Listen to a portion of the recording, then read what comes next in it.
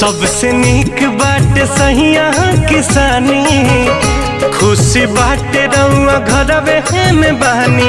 मुहारो कमैला के ए जी बहरा में गईला के, मुहारो कमैला के अब बहरा में गईला के।